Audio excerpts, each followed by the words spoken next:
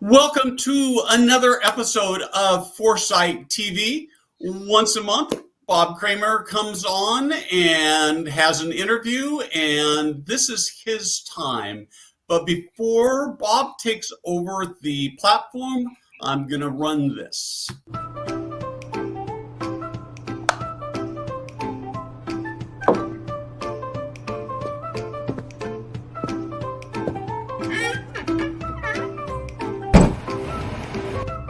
Hey guys, Steve Moran here.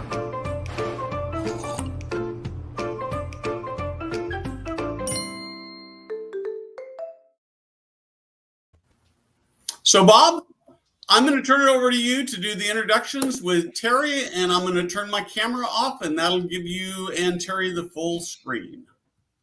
All right. Well, great. Thanks, Steve. And I'm delighted to be back again. I'm Bob Kramer. I'm founder and fellow at Nexus Insights. Nexus Insights is a think tank promoting innovative models of housing, community, and healthcare for older adults. I'm delighted. I'm also co-founder and former CEO, now strategic advisor at NIC, the National Investment Center for Seniors Housing and Care. I'm delighted to have as my guest today for this show, Terri Sullivan. Terri is the founder and CEO of Aging Choices. Aging Choices' mission is to offer everyone personalized aging choices. They do this by offering a discovery tools to help senior living providers engage and collect important information from prospects in their marketing channels to build a robust sales funnel, no matter where the consumers are in their buying journey. So welcome, Terri. Thank you. And I titled this show in a way that may have left a few people scratching their heads or saying, gee, is Bob Kramer just trying to use some fancy words here? Consumerization is coming to seniors housing. Yes. Are you offering personalized experiences to those finding you online? So, Terri, tell us, what do we mean by consumerization? What is consumerization? Obviously, it has something to do with the consumer, but help us unpack that word a bit for us. Yeah, we can unpack it in a very simple way. It's really a shift in thinking to an individual consumer rather than the market as a whole, right? Mm-hmm. Like Betty versus the adult daughter, right? So the whole is the adult daughter, but Betty is the daughter who's looking. Right. So it's really about a shift. It's also about thinking how you position your products and services and Mm-hmm. focus that message to an individual versus just the market as a whole, which ultimately is personalization. Bob, you and I Yep. talked about that. Yeah. So in the past, it's really about optimizing your experiences and your messaging, whether someone's online or not, and really offering them a personalized experience. So that's really what consumerization is.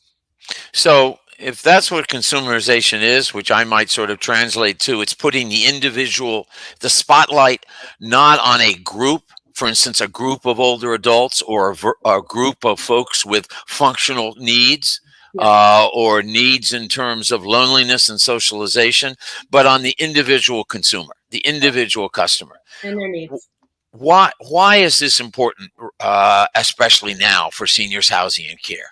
Why should our listeners care about this topic? No, that's an excellent question. I think the pandemic really threw older adults and their families into utilizing the internet for all the services they could possibly need or get.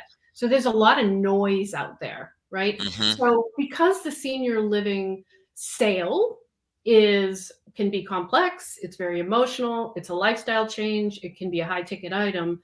It's even more important for this industry to be able to communicate their value proposition in a way that consumer sees it as value, right? Mm-hmm. To be able to personalize those experiences and really focus on that consumer, because the competition is no longer other communities or even home care.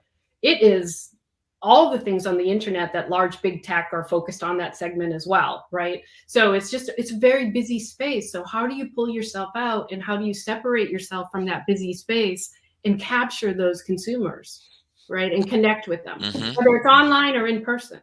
I Yeah. think it's really critical.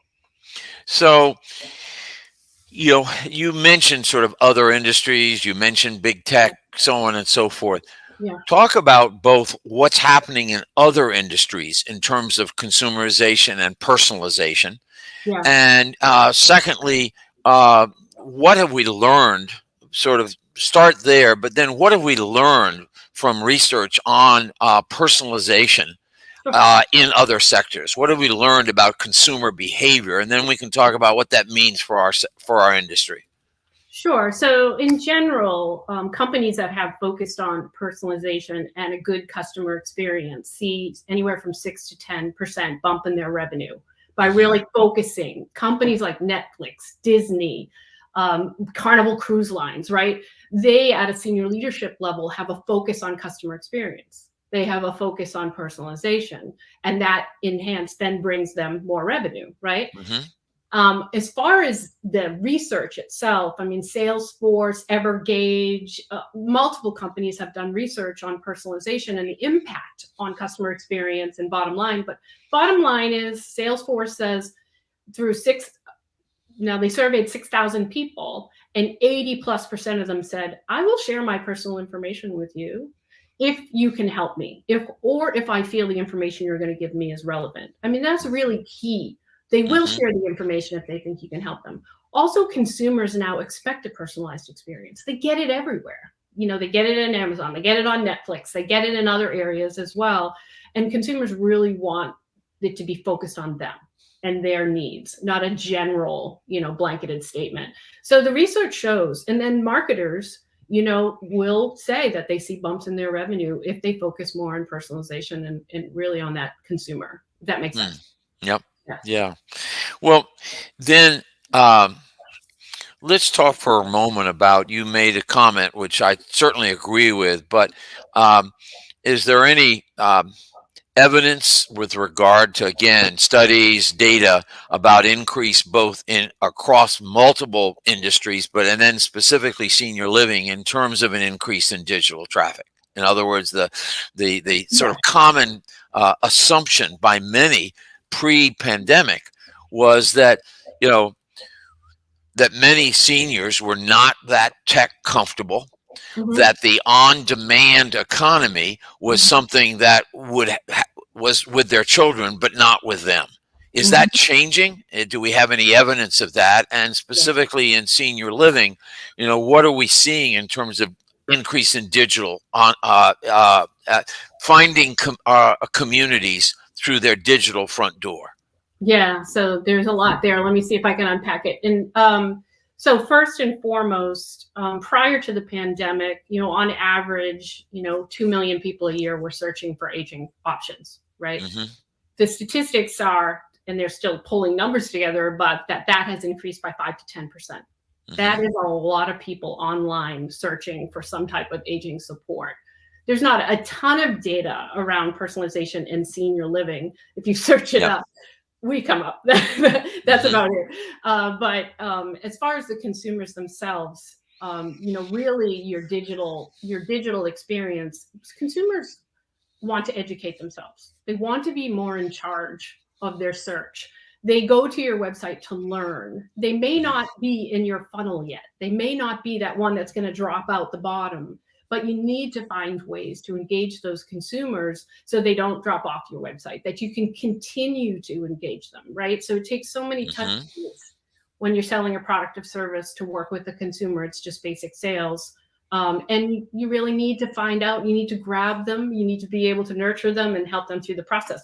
So it really needs to be consultative. Well, let's talk for a moment then about, it doesn't seem to me as though a whole lot of that has gone on in our industry historically. I would say in some ways that we, in talking about senior living, particularly private pay senior living, we kind of got spoiled we sold against nursing homes, and we had a value proposition that we have the care you need when you absolutely can't live without it. Yeah. So that meant we sold more to the adult child who was in a panic, in a crisis. Yeah. And we said, again, we have the care. When that time comes, we have the care you need. Yeah. So in a sense, this in the classic sort of sense and push and pull, Yeah. this was a push situation Yeah. of people being pushed out of their home, Yeah. either because of a life event, or, a loss of functional ability, a loss of cognitive ability, a loss of a spouse, and just intense loneliness. Mhm. But those were all push factors that, in a sense, were forcing them out of their present setting. So they had to find a new setting. Right. And I'd like to sort of contrast that and then have you talk about the pull factor versus the push factor.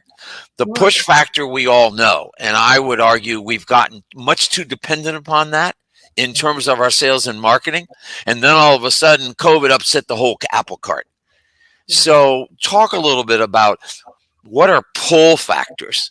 How do you appeal to those? And what does that mean in terms of personalization?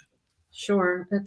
I like that question a lot. So I think first and foremost, we have to understand that older adults are online. We're seeing that on agingchoices.com. We get about 60% of the people that are visiting our site are older adults, and about 50% of those are requesting that we communicate with them via text. So don't discount them. They're online. Make sure you're speaking with them. They may be looking on behalf of a spouse, right? It may not be an adult daughter. So I think it's really important that we understand that and knowing who those customers are that are coming to your website. So I think that's number one. And then the second part of that question was on how can we create pull? So I think, in my opinion, that senior living has a heavy duty focus on real estate, the real estate piece of it, and then of course the care piece of it, right? So that's table stakes. That's something you should do well no matter what, right? That's your business. That's what you do.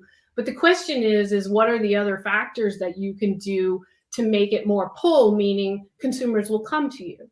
And I think that lifestyle is a huge part of that. It's really helping consumers see themselves living in your communities and think of it as it is a big change. It is a big move. But whether I'm independent living, assisted living, and memory care, and I'm the adult daughter or I'm the older adult, can I see my mom or myself living in your community? So creating a focus on the consumer and what the consumer needs and building a atmosphere around that, delighting the customer, will build the pull, because that adult daughter will tell another adult daughter, and that older adult will tell another older adult, this place is so cool, they have this, they have that. So I think there's a ton of focus on occupancy. I totally get it. There's a total focus on the real estate piece of it, and the care piece of it's critical. But how do you delight consumers? And I think that's by really focusing on their needs and over delivering something that's meaningful to them, if that makes sense. Well, how do you, in other words, let's put together a couple things you've said earlier, and then I want you to answer this question. The question is, all right, let's talk about operationalizing this. How do you gain that information about their needs and sort of tie that to your comments about studies in other industries that have shown incredible willingness by consumers to share pretty personal information if they feel it's going to benefit them, and that there's value that can come back to them, so to speak, on the other side. So talk about how do you operationalize this, specifically starting with how do you find out this sort of thing?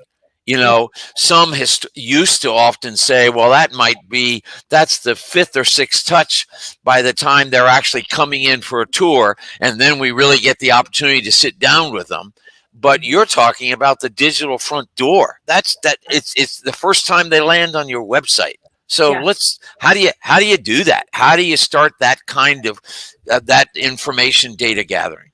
Yeah, so I think first you talk about the people that are coming to your website, right? You have people that are, if it's memory care and assisted living, they may be in a 911 situation and they'll call you, right? Or they'll be referred, or they'll fill out your contact form really quick. Then there's the other group. We tend to focus in this industry on the bottom funnel where things drop out, higher age, higher acuity, more frail, shorter lifetime value of the customer, right? So how are you filling the funnel, and how are you getting those looky-loos, that are coming to your site? They're trying to learn, and how do you gather data? So at Aging Choices, the way we do it is we work with senior living providers, and we have a really easy to use survey with pictures and images, and we ask questions and we collect data on behalf of the senior living provider so they can personalize the experience. So I'm sure there are other ways to do that. Because this isn't about promoting Aging Choices, but it's really about if 82% of consumers are willing to share information willingly and tell you what they need, their demographic data, their intent data, their financial data, and their interest data, why would we not give them the opportunity to share that with us through an easy to use form of some sort? And I think at the end of the day, having that earlier conversation that's very personalized to that prospect is really important. So we just released a series of training videos. It's called Discovery Data Bootcamp. And it's really about, yes, I understand a salesperson's job is to have good discovery, build relationships, and sell. But what if you could give them superpowers to have 13 to 15 data points before they even go into that phone call, right? So it's, hi, Joanne, thank you for visiting our website, and thank you for filling out our lifestyle survey. You mentioned that you're looking for assisted living and that having available care is really important to you. Tell me more about that. Right? The customer feels heard. They've already engaged with you, right? And I think that that's really important for this segment. So maybe when you talk about operationalizing it, there's the operationalizing of digital marketing, right? HubSpot, collecting data from consumers and sending them only relevant information that they need.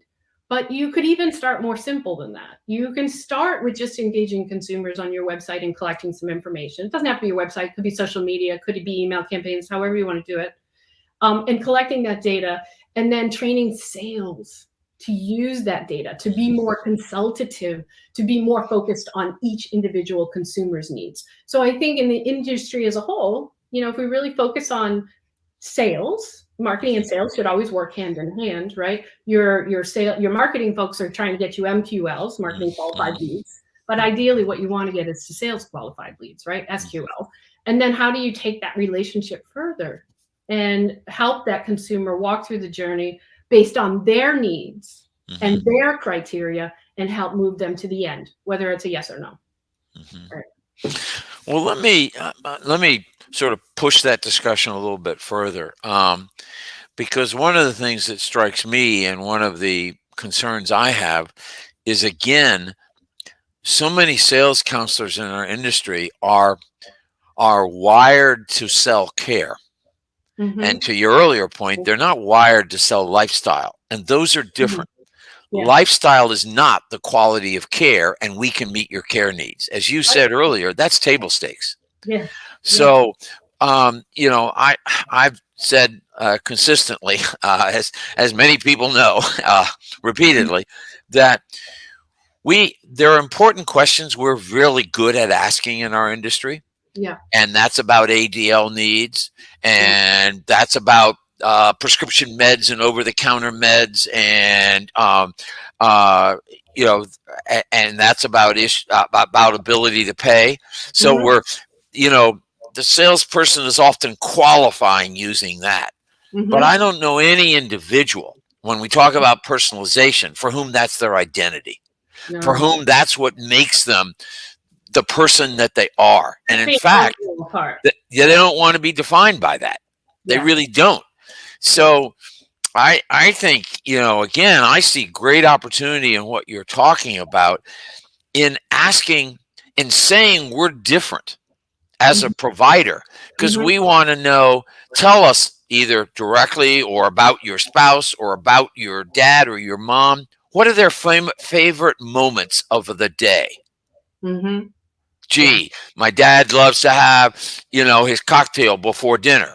Or, gee, mom loves nothing more than being in the kitchen fixing breakfast. Whatever it is. Or it's, it's dad's card game, or it's whatever. But again, ultimately, I was really struck. There's a age-friendly health system initiative that was sponsored by, in particular, by the John A. Hartford Foundation.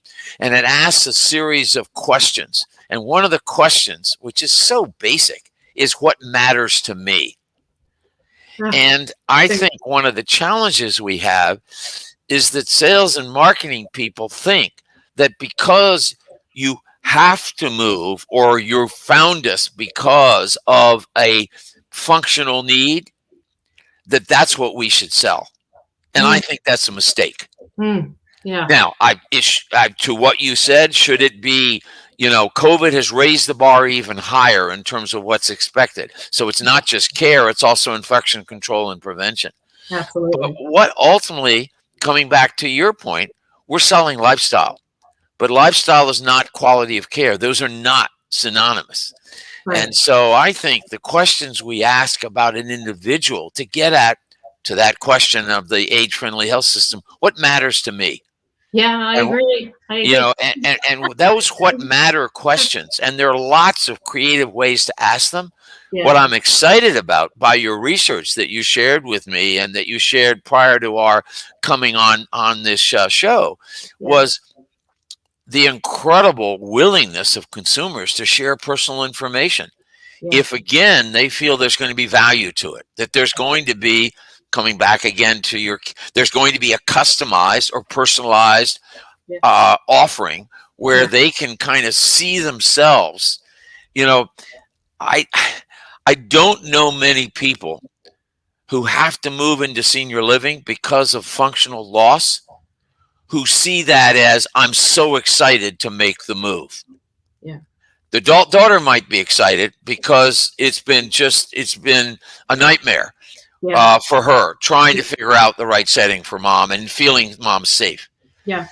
But if we're really going to pull mom, she's got to see aspects of my lifestyle can continue in this community. And yes, they can enable me even with my whatever limitations to continue that lifestyle. But we've got to find out what that lifestyle is. For sure. And that's what I think is so exciting about what you're describing in terms of lifestyle questions, because ultimately that's what's going to make people. I mean, another thing COVID has shown is if we're saying to people, we have the care when you absolutely can't live without it, COVID has shown in terms of remote patient monitoring, virtual care, and so forth, that it's possible to stay a really long time in your home. Yeah. Unless you feel, hey, there are positive things about this setting that would enable me. I can't go travel and see all my friends, but I could make a new group of friends so I could still have my weekly card game or whatever it is. Yeah. So, to me, I think that lifestyle piece is just absolutely huge, but we all too quickly sort of move to selling the care. Yeah. And wanting to find out their care needs. I would argue that ultimately you can't address lifestyle if you're not finding out information about their needs that have nothing to do with care. What are their human needs for companionship? It's different for everybody. It's exactly. And you know what? Available care might be the top thing that someone's concerned about. Yeah. And yes, you focus on that.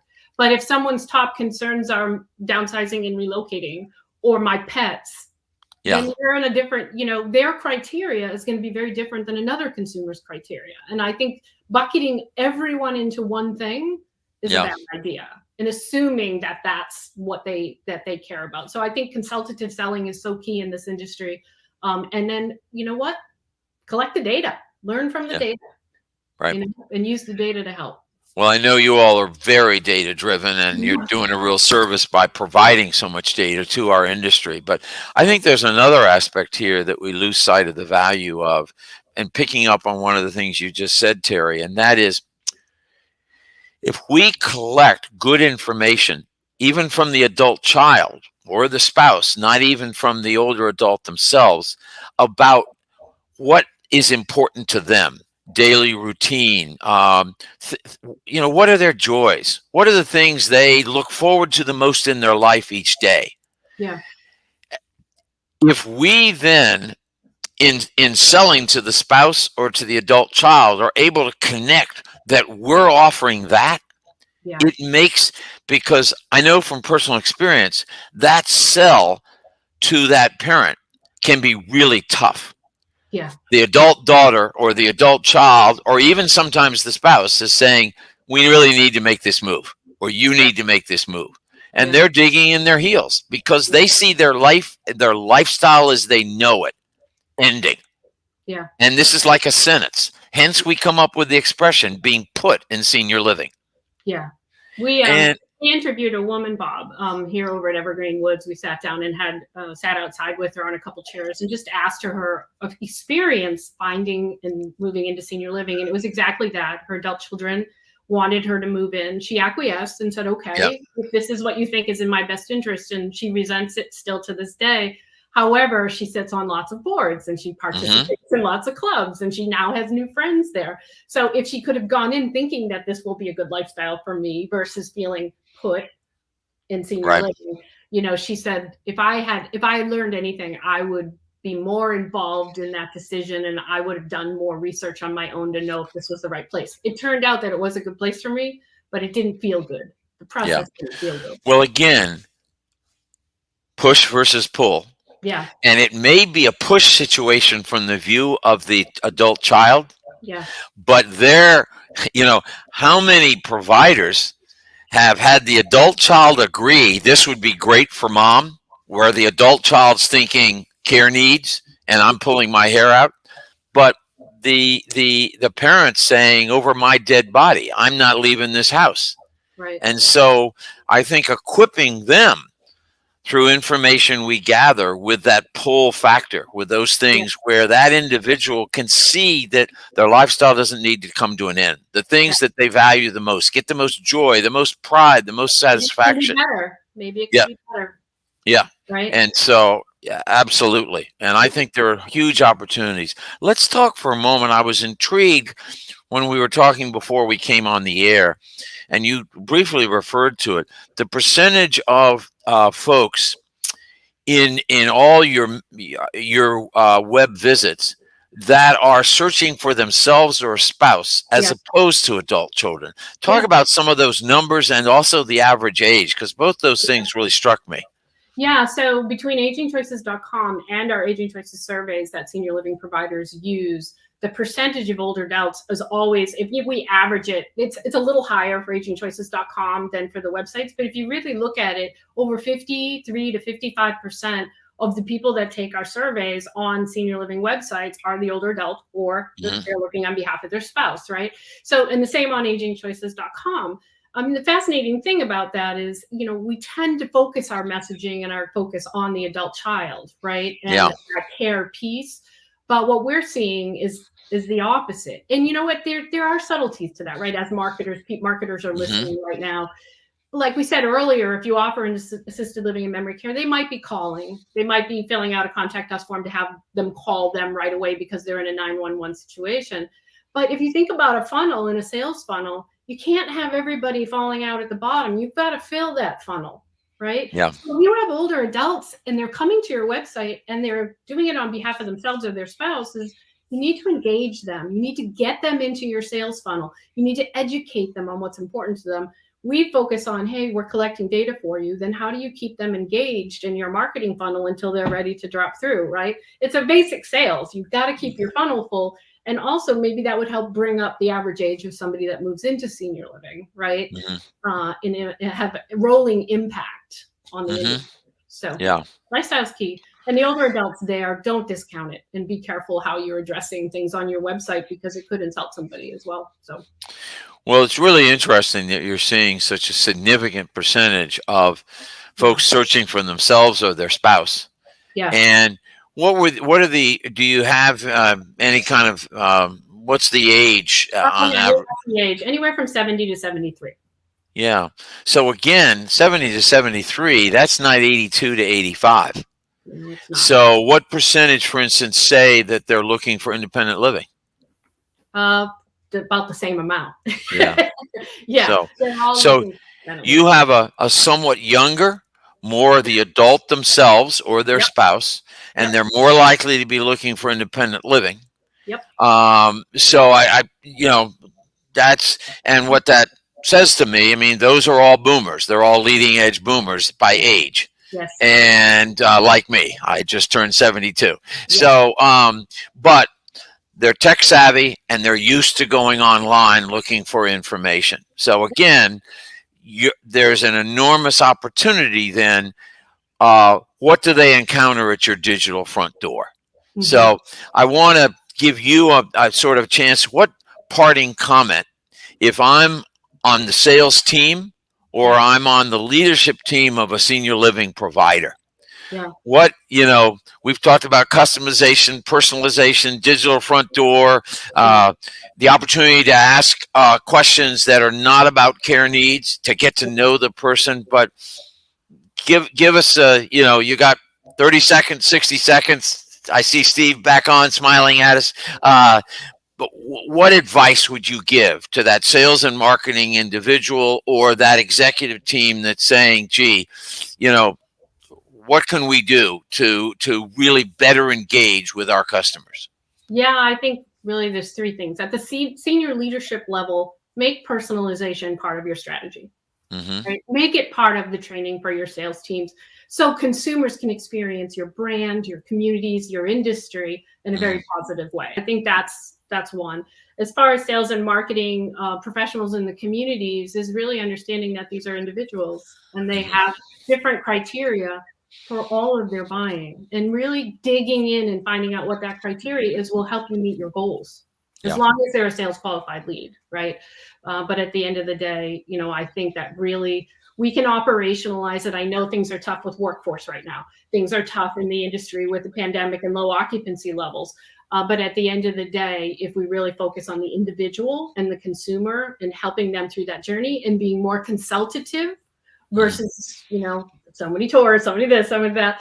I know we need to drive the business and I understand numbers. I'm a sales professional of 30 years, but at the end of the day, the industry, there's so much more than what you already do well. Real estate and care, there's so much more that you offer, the intangibles. So how do you leverage those intangibles to really show somebody how they can live there and have a very nice lifestyle? And I think that's key. Great. Well, thank you, Terri. I want to close on this note. I just want to point out the connection between, if you start to get to know that customer from the moment they hit your digital front door by the types of questions you ask that enable you to establish pull factors and not just push factors, that has enormous carryover to the first day they move into your community in terms of your engagement. Yeah. I think of firms like Connected Living and LE3 and so forth, where they're all about, the other thing COVID has shown is we have to rethink our idea of engagement, and just pointing to multi-purpose rooms and activity and buses with the name of the community doesn't cut it anymore. We got to think about engagement a whole new way. Well, to do engagement right, you've got to get to know the individual. Data. Their likes, their passions, and so forth. And so, again, I just wanted to point out in closing, if you're a quote activities coordinator, much as I don't like that phrase, but if you're about engagement, if you're as Lisa Marshall-Larsen likes to say, if you're a purpose director or a purpose coordinator for your community, this kind of information coming in from the sales team is incredibly valuable, because on day one, you're not saying, let's sit down and get to know you. Well, I understand you love this and this. I also understand you hate this. And, and that you don't want to be asked to play bingo, and you're going to be offended and feel like you moved into the wrong place if somebody says that. And she laughs. So I think there's great carryover there. So with that, Steve, we're going to turn it back to you. I think hopefully we understand that consumerization is putting the consumer in the driver's seat as an individual. It's a personalized experience that pulls them because of your lifestyle matching theirs into seniors housing. Steve, back to you. Thank you. this is a great conversation. Bill Thomas uses the term meaning makers for life enrichment director. I really, really like that idea. I think this idea of creating the one thing that senior living offers that you can't get anyplace else is community. And yet, as you both talked about, that is not the thing that we tend to lead with. And I think, I have this dream that healthy 70-year-olds are going to move into senior living. They're not going to move into the product that we've got today, largely. But we've got not unless they have to. Absolutely. Not unless they have to. That's right. But there are people out there who could either, and Bob, you addressed this. There are people out there who could either, who could probably actually do better in a senior living, or they could stay home. But because they don't find any compelling reason, they don't see this community opportunity, this personalization, they say, what's the point? I can save a lot of money. I'm comfortable here. And you get to that personalization point for both families and for the prospects. And they're going to look at that and say, I can have a better life. Those last chapters will be better lived out in that community. I can make new friends. I can have things to do that are meaningful. And it probably means less bingo, as you said.